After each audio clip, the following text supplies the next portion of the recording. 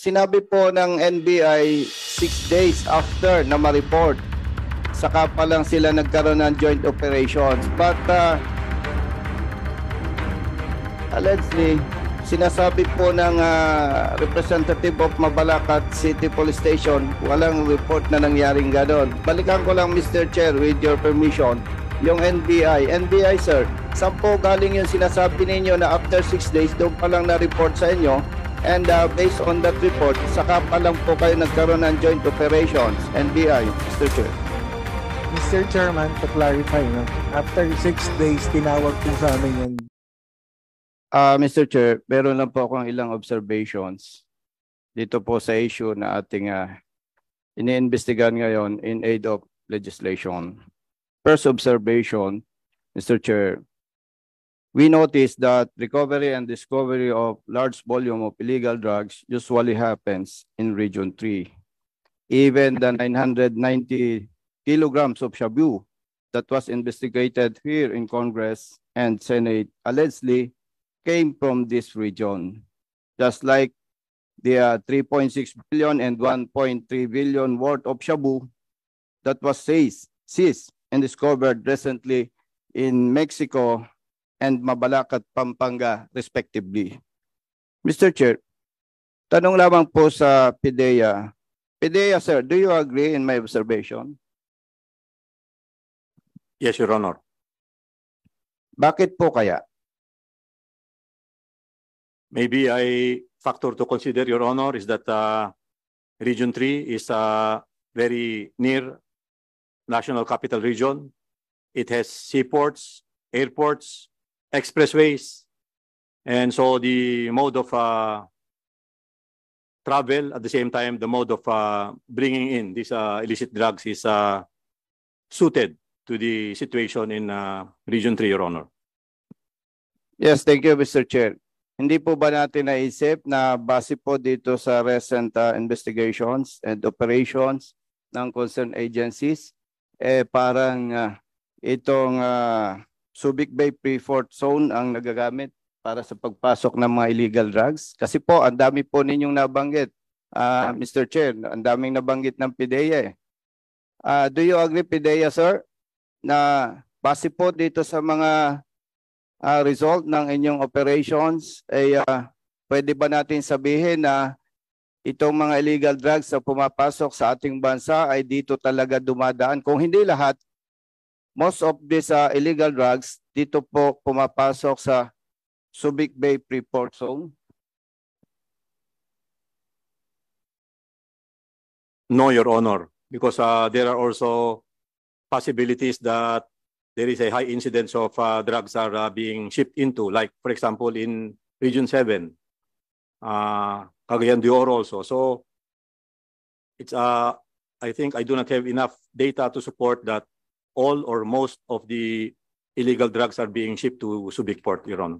Mr. Chair, yung po bang nabanggit sa Region 7 and Cagayan de Oro, malaki po ba yung volume ng shabu? If we base on history, sir, even during the past administration, there has been large shipments of illegal drugs seized in Region 7, sir.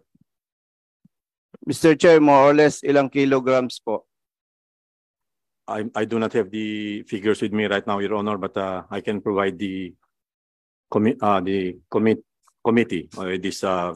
Kasi po, Mr. Chair, mahalaga po na malaman natin ang volume kasi siyempre po, as operatives, as agency concerned anti-illegal drugs, importante po na mas priority natin yung volume. Anyway, Mr. Chair, my second observation is, based on House Resolution number 1346 introduced by Honorable Representative Aurelio Dong Gonzales and Honorable Representative Robert Ace Barbers, and House Resolution number 1351 introduced by Honorable Representative Jefferson J. Conghon, the recent seized and discovered illegal drugs were delivered through Subic Bay Pre-Fort Zone on September 18, 2020 on board of SITC Shoko Shipping Lines. PIDEA, Mr. Chair, considering that the said contraband were delivered on board SITC Shoko. Have you identified the suspects involved in the said shipment? Your Honor, may I ask that the National Bureau of Investigation, being the project initiator, be asked on this question, Your Honor. Mr. Chair, may we ask NBI kung may na-identify po silang suspects, particularly yung mga personnel or management from SITC Sheko? Mr. Chair, good morning, Your Honor. In as much as we would like to answer it now, maybe we will be requesting an executive session later on for these questions to be answered since the case is undergoing investigation. Papa. Thank you, sir. Yes, thank you, NBI. Mr. Chair, thank you. Third observation, Mr. Chair.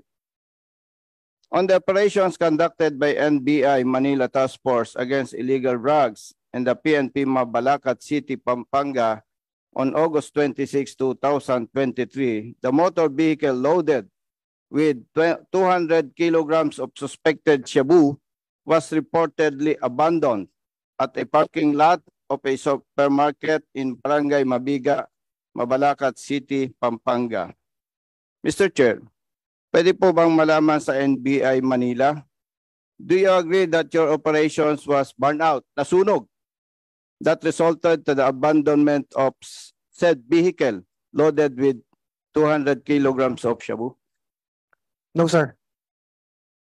So kung hindi po, ano po ang dahilan at na-abandon yung sasakyan?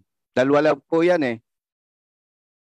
Siguro primarily, intentional, inabandon eh. Alam naman natin na kung tayo ang possessor ng drugs, eh malaking halaga yun eh. Naturalmente, iingatan natin.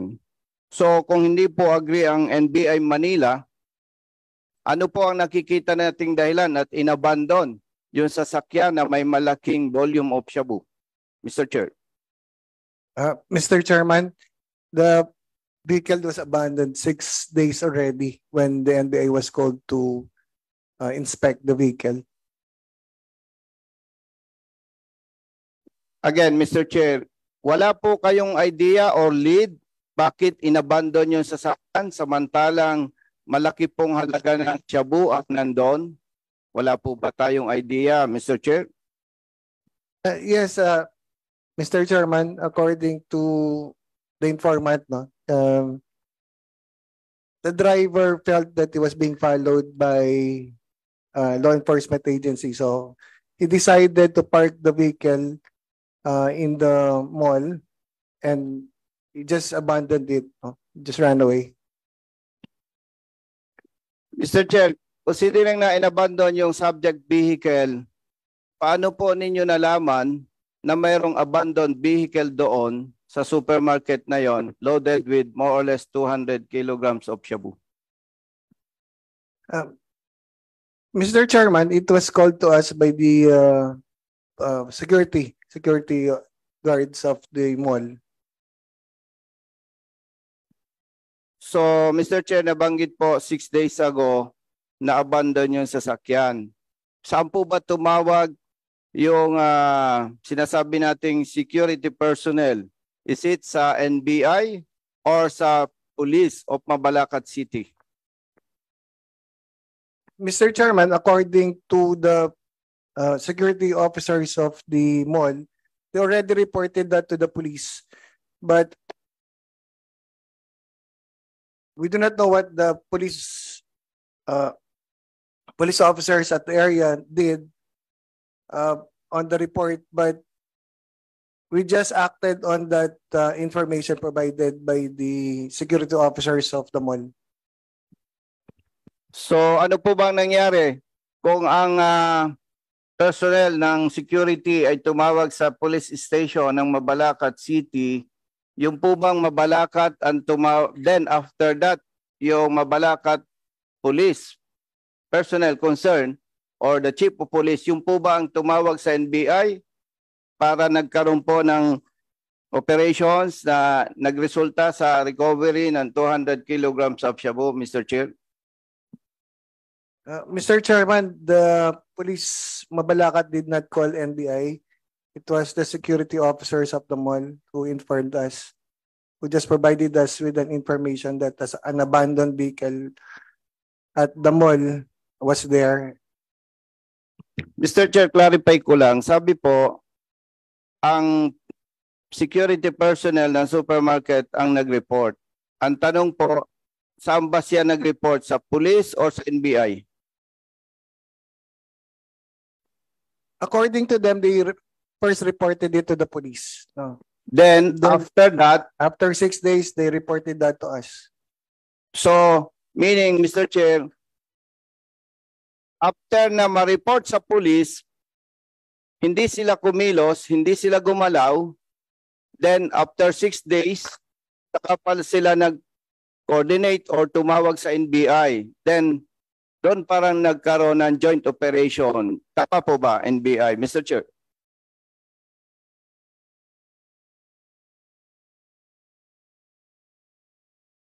So after 6 days, when the matter was reported to us, the NBI proceeded to Mabalacat, Pampanga, Mr. Chairman.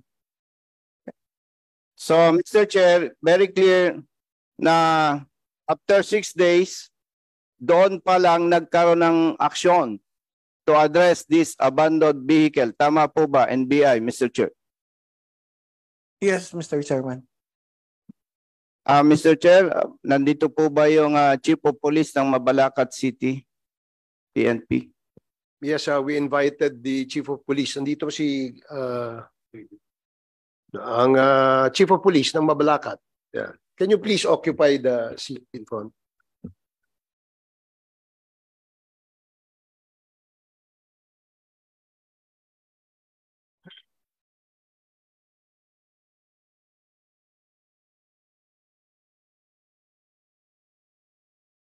Mr. Chair, Chief of Police,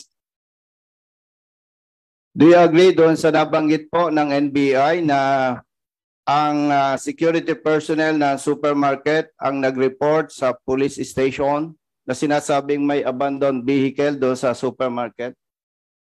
Yes, sir. Ano po ang date noon?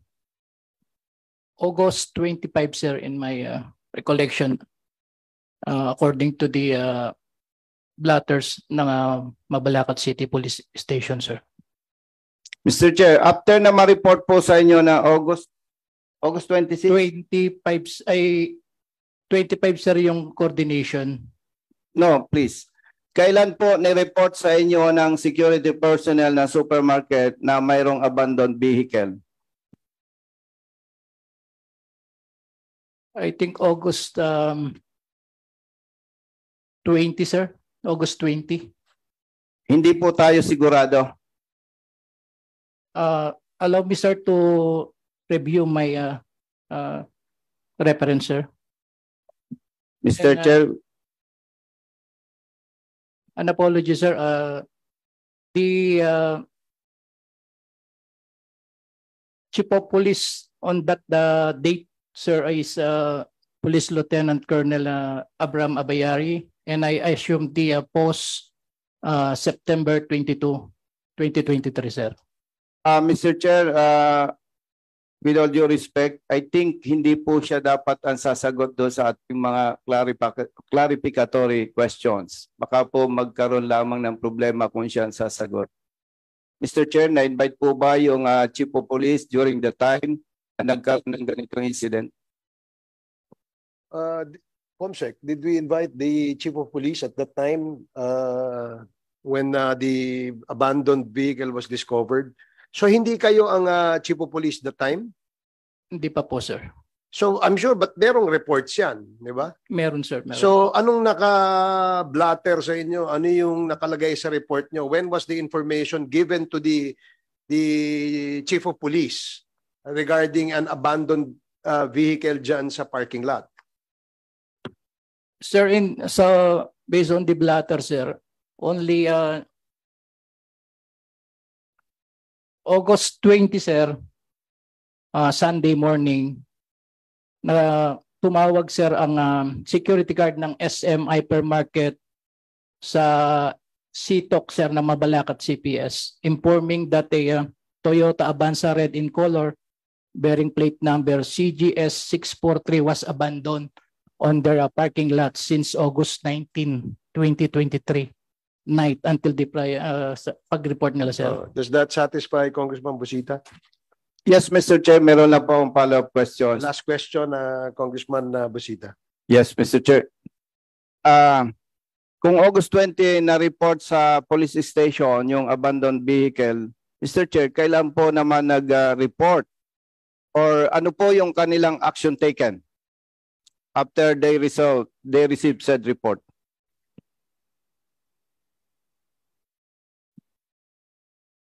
Sir, based dito po sa report, August 21, si Toka Mabalacat si receiving a phone call from SM Market Security regarding the reported abandoned vehicle served by Corporal Suliman. Immediately relate the same to Patrolman Panilagaw for investigation, sir. If I may add a question, Mr. Chair. Kindly wrap up. Yes, Mr. Chair. Thank you. Last question, Mr. Chair.